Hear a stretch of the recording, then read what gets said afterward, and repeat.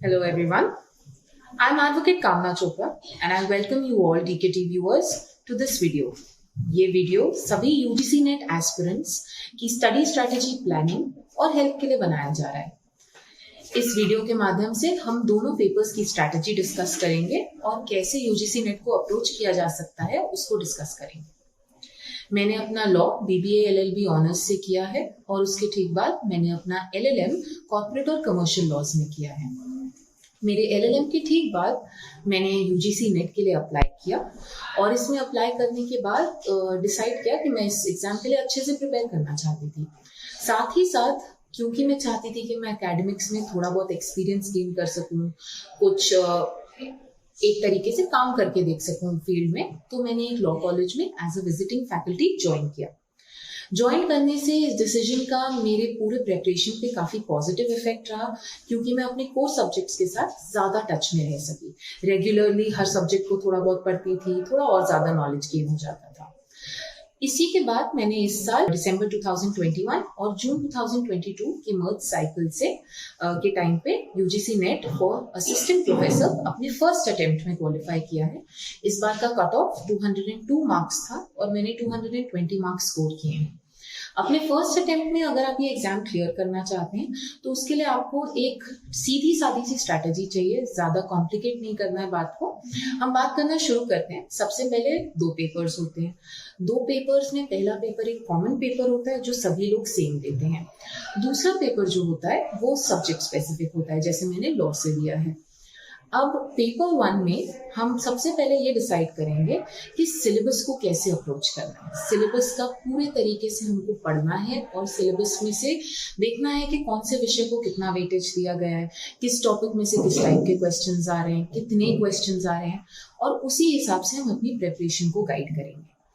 इसके बाद हम मटेरियल अपना सॉर्ट आउट करेंगे। मटेरियल में हमको क्या देखना है कि कोई भी किताब उठा लीजिए किसी भी पब्लिशर की, सब में मटेरियल सिमिलर होता है, लेकिन आपको बस ये देखना है कि किताब के अंदर प्रीवियस ईयर क्वेश्चंस हों, कुछ थोड़े बहुत प्रैक्टिस क्वेश्चंस हों या कोई मॉक टेस्ट वगैरह हो। प्रीवियस ईयर क्वेश्चंस देखना बहुत इंपॉर्टेंट है, क्योंकि ये प्रिपरेशन को एक काफी ज्यादा गाइडेंस देते हैं, एक दिशा देते हैं।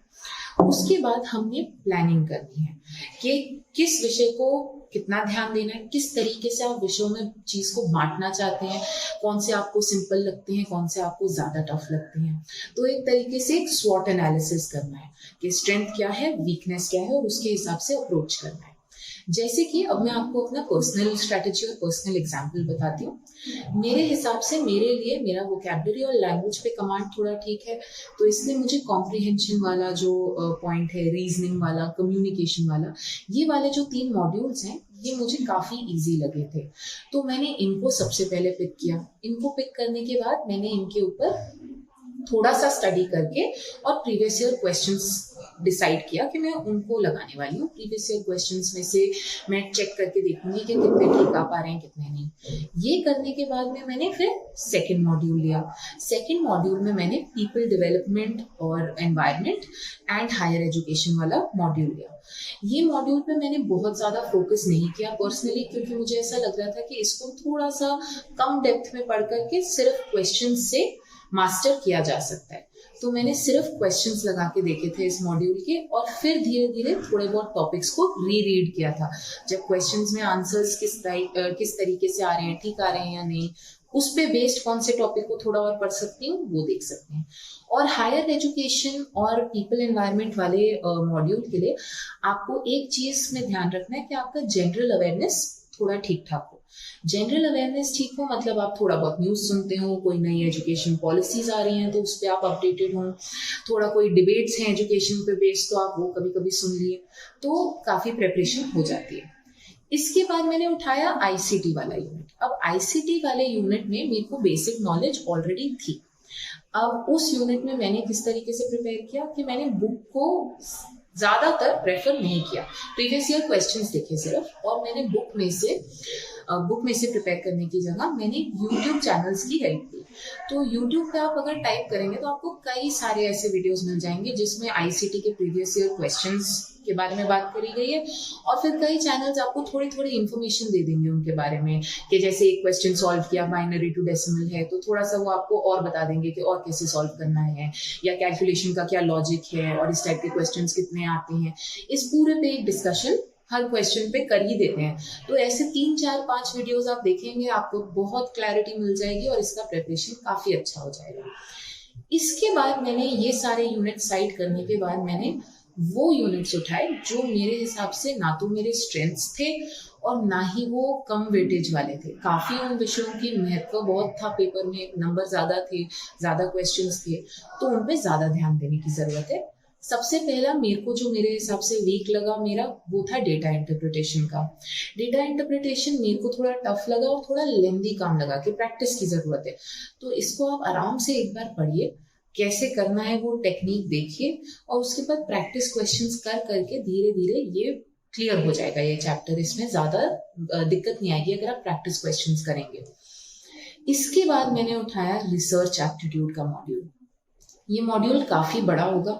इसमें हमने सभी ने मास्टर्स किया ही है, तो मास्टर्स करने के ड्यूरेशन में जो रिसर्च मेथोडोलॉजी वाला टॉपिक आता है, उसके अगर आपके पास अपने एलएलएम के नोट्स पड़े हों या कोई बुक हो तो उसको भी रेफर कर सकते हैं। उसमें अच्छे से टेक्निक्स समझाए हुए होते हैं, तो उन टेक्निक्स को रेफर करते हुए आप ये मॉड्यूल प्रिपेयर कर सकते हैं। और साथ ही जो भी आप कॉम्प्रिहेंसिव किताब उठा रहे हैं उसमें तो समझाया ही होगा, तो वो देख लीजिए, थोड़ा सा अपने नोट्स रेफर करिए और इस मॉड्यूल को आराम से टाइम लेकर पढ़िए। इसको जल्दबाजी में मत करिए। जैसे कुछ मॉड्यूल्स में सिर्फ क्वेश्चंस लगाए हैं, इसमें थ्योरी भी पढ़िए और उसके बाद क्वेश्चंस करके देखें। इसके बाद रिसर्च के बाद आप उठाएंगे टीचिंग एप्टीट्यूड। टीचिंग एप्टीट्यूड का इस पेपर में सबसे ज्यादा इंपॉर्टेंस है। टीचिंग एप्टीट्यूड जज करने के लिए ही ये पेपर लिया जा रहा है एक तरीके से। तो टीचिंग एप्टीट्यूड को आपको अच्छे तरीके से फुल टाइम दे करके पढ़ना है, पूरे तरीके से अच्छे मॉड्यूल को तो पढ़िए, जिस किताब में से पढ़ रहे हैं वो तो पढ़िए, थोड़ा बहुत इंटरनेट मटेरियल भी आप रेफर कर सकते हैं और प्रीवियस ईयर क्वेश्चंस करने हैं। और इस मॉड्यूल पे आप अच्छे से टाइम दीजिए। रिसर्च और टीचिंग एप्टीट्यूड के मॉड्यूल पे बहुत ज्यादा टाइम दीजिए अपनी प्रिपरेशन जो पेपर 1 की है उसका। एक बार आपका ये सिलेबस खत्म हो जाए तो उसके बाद में आप वीकली बेसिस पे, अगर आप कुछ 3 4 महीने की प्रिपरेशन भी कर रहे हैं, तो वीकली बेसिस पे अगर एक एक मॉक टेस्ट करके देखेंगे तो आपको पता चलेगा एक ट्रेंड कि कहाँ पे आपके क्वेश्चंस गलत हो रहे हैं, और उस टॉपिक को धीरे धीरे वापस पढ़ेंगे तो एक रिविजन होता जाएगा। इस तरीके से आपका पेपर 1 पेपर तक पूरे तरीके से कंप्लीट हो जाएगा। So now let us talk about paper 2। Paper 2 की तैयारी में 2 टाइप की तैयारी करनी है आपको। एक, जो आपका already existing pool of knowledge है, उसको आपको दोबारा पढ़ के देखना है, ब्रश अप करना है। दूसरा, जो आप थोड़ा बहुत नई तैयारी करने वाले हैं, पेपर के हिसाब से कैसे सवाल आने वाले हैं उसके हिसाब से जो तैयारी करने वाले हैं, वो है आपकी पेपर 2 की तैयारी। पेपर 2 में पूल ऑफ नॉलेज को यूज करते हुए उसको ब्रश अप करेंगे। हमको जो हमने कॉन्सेप्ट्स पढ़े हैं अगर 5 साल के लॉ में, जो हमारी नींव है अगर वो मजबूत है, तो हमको पेपर 2 की तैयारी में बहुत मेहनत नहीं लगेगी और बड़ी इजीली तैयारी हो जाएगी। थोड़ा बहुत क्वेश्चन पेपर्स देख के, थोड़ा बहुत सवालों को जज करके कि पैटर्न क्या है सवाल का, किस टाइप का सवाल पूछा जा रहा है। जैसे कि आजकल नए टाइप के सवाल यूजीसी नेट में जो पूछे जा रहे हैं वो हैं क्रोनोलॉजिकल ऑर्डर में लगाओ, कौन सा केस पहले आया था कौन सा बाद में, या कौन से थ्योरिस्ट ने पहले थ्योरी दी थी, मैच द फॉलोइंग करिए। तो ये सब नए टाइप के क्वेश्चंस हमको ज्यादा देखने हैं, क्योंकि लॉ का कॉन्सेप्ट तो हमने पढ़ा ही है 5 साल नहीं तो 3 साल तो सभी ने पढ़ा है, और उसके बाद एलएलएम भी किया है। तो कॉन्सेप्ट की क्लैरिटी और उसके बाद उसको दोबारा से पढ़ के रिवाइज करना, थोड़ा सा मेमोरी में रखना, वो करना है। अब हम बात कर लेते हैं मटेरियल की। मटेरियल अगेन आप कोई कॉम्प्रिहेंसिव किताब ले सकते हैं जिसमें पूरा नेट का मटेरियल हो, या फिर मेरा ऐसा सजेशन है कि आप जो लॉ स्पेसिफिक बुक्स हैं जिनसे आपने 5 साल पढ़ा है ऑलरेडी, जैसे कॉन्स्टिट्यूशन अगर आपने जेएन पांडे से पढ़ी है तो आप उसी को दोबारा ब्रश अप करिए, या एमपी जैन से पढ़िए तो उसको ब्रश अप करिए, और उसी ऑथर से जितना आपने 5 इयर्स में पढ़ा है, जो अपने नोट्स बनाए हैं, उनको जरूर रेफर करिए। उन नोट्स के छोड़ करके अभी नई किताब लेके प्रिपरेशन करना इज नॉट एज नाइस। अब हम बात करते हैं कि जो 10 यूनिट्स में हमने लॉ के सिलेबस को डिवाइड किया हुआ है। सो पहला यूनिट जूरिस्प्रूडेंस है। जूरिस्प्रूडेंस में आपको ये देखना है कि पढ़ने को तो बहुत कुछ है, लेकिन आपको मेन थ्योरीज जो प्रोपाउंडर्स हैं थ्योरी के वो देखने हैं, कौन से स्कूल से है कौन सी थ्योरी, कौन से स्कूल से हैं कौन से प्रोपाउंडर। और एक ये चीज जरूर देखिए अभी नए पैटर्न के हिसाब से कि कौन सा थ्योरिस्ट ने पहले थ्योरी दी, कौन से वाले ने बाद में आके बोला। तो इस पे बेस्ड तैयारी, और उसके बाद में previous year question papers. Previous year के क्वेश्चन पेपर्स आप लगा के देखेंगे तो आपको काफी ज्यादा आइडिया लग जाएगा और जूरिस्प्रूडेंस पूरे तरीके से प्रिपेयर हो जाएगा। 200-400 क्वेश्चंस के बाद तो पूरा जूरिस्प्रूडेंस कवर हो ही जाएगा। इसके बाद आता है constitutional law and administrative law. Constitutional law और एडमिनिस्ट्रेटिव लॉ आपको थोड़ा सा डिटेल्ड तरीके से पढ़ना है, क्योंकि इसका काफी ज्यादा महत्व है, पेपर में काफी वेटेज है। तो इसको थोड़ा और डिटेल में पढ़ेंगे। जो आपने लॉ की बुक्स पढ़ी हैं उससे रेफर करिएगा ये जरूर। MP Jain, JN Pandey, DD Basu जो भी पढ़ी है उसको दोबारा जरूर देखें। आपने जो मार्किंग्स करी है उनको पढ़ें, क्योंकि इसमें आपको कॉन्सेप्ट और आर्टिकल के साथ साथ केस लॉ की जरूरत पड़ेगी ही। उस पे क्वेश्चंस आते हैं, केस लॉ की क्रोनोलॉजी, केस लॉ का मैच द फॉलोइंग, ये सब कुछ नए टाइप के क्वेश्चंस में आ ही रहा है। तो इसको आपको जरूर पढ़ना है और अच्छे तरीके से एक दो बार प्रैक्टिस करिए, थोड़ा मॉक क्वेश्चंस करके देखिए। इसके बाद आता है क्रिमिनल लॉ।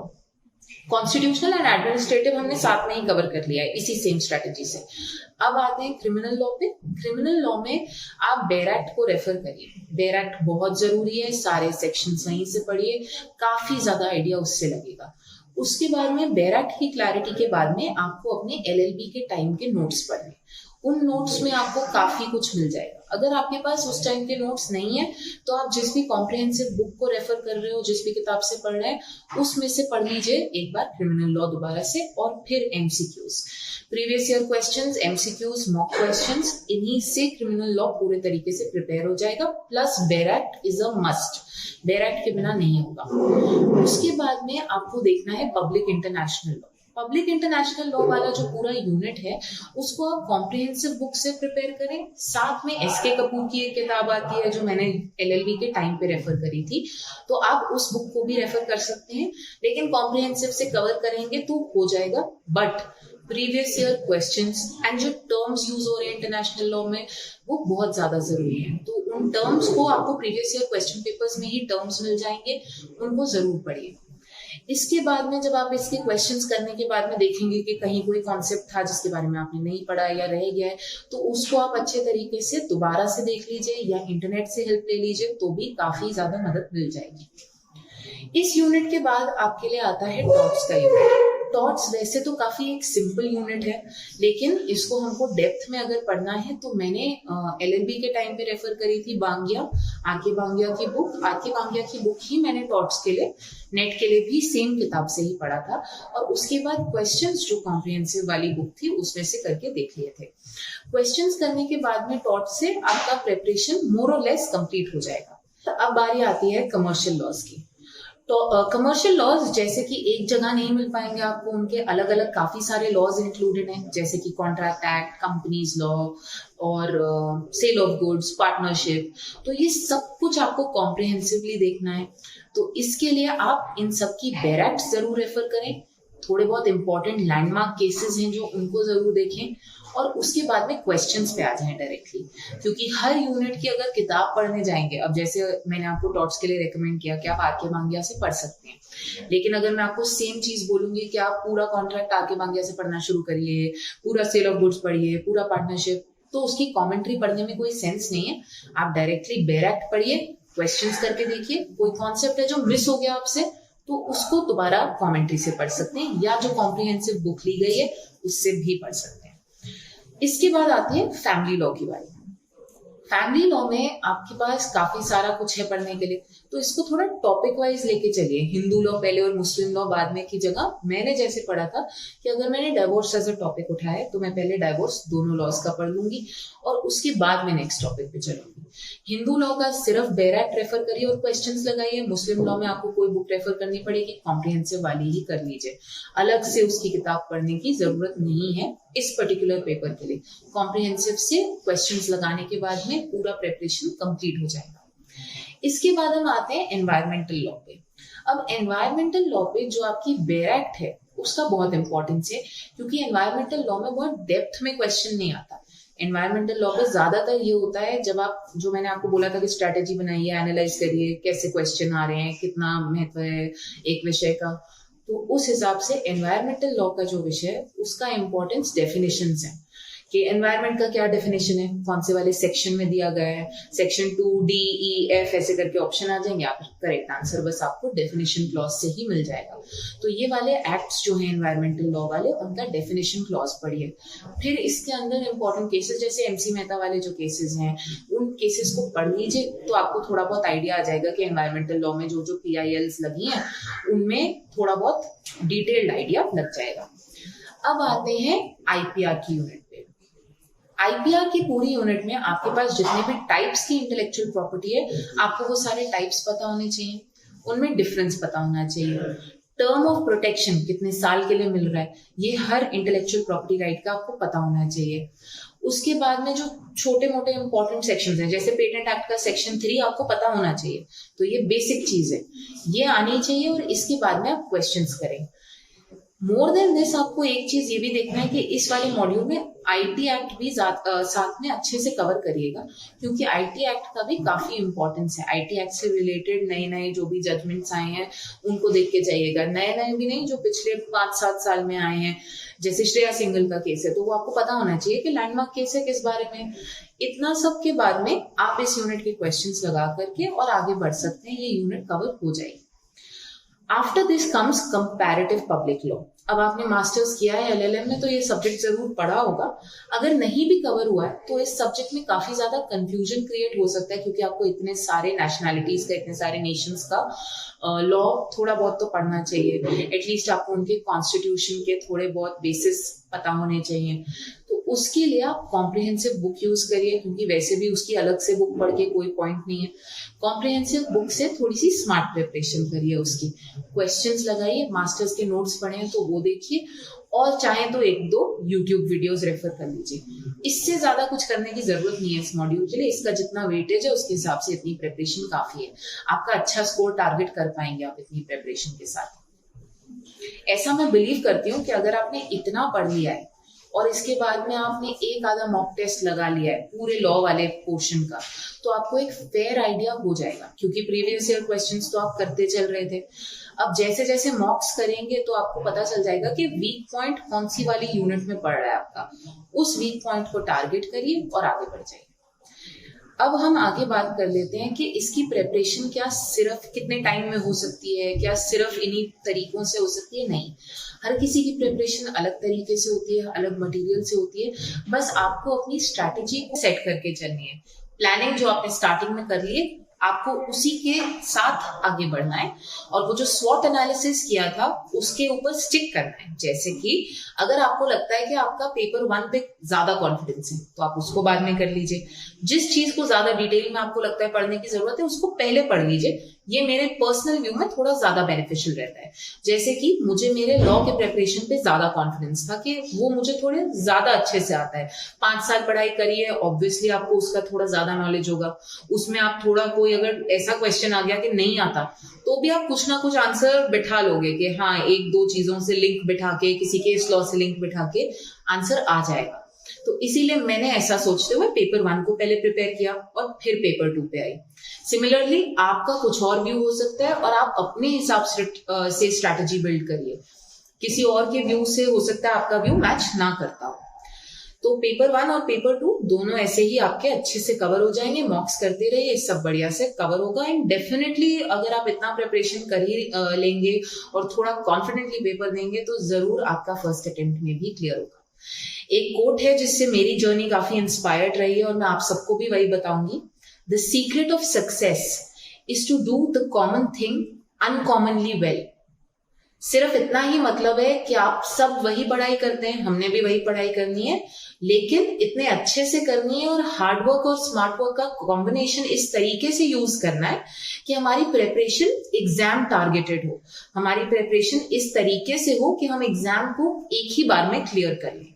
तो exam targeted preparation, smart work, hard work and your confidence is going to help you. एक और चीज है जिसका जरूर ख्याल रखें कि आपका जो इंस्टिंक्ट है ना, उसको जरूर पेपर में सामने आने दीजिए, कोई प्रॉब्लम नहीं है उसमें। अगर आपको इंस्टिंक्टिवली लग रहा है अंदर से कि आंसर हाँ ये वाला हो सकता है, क्योंकि कभी ना कभी आपने लॉ में कुछ ना कुछ पढ़ा होगा जिसपे ये आपका इंस्टिंक्ट बेस्ड है, तो वो इंस्टिंक्ट का भी कभी कभी sometimes it comes into play, so sometimes you can trust that and go ahead with your instinct. So be confident, prepare well, and सभी का एग्जाम जरूर फर्स्ट अटेम्प्ट में क्लियर होगा इतने प्रिपरेशन से। And I thank DKT for this opportunity to interact with you all and to share my strategy. Thank you.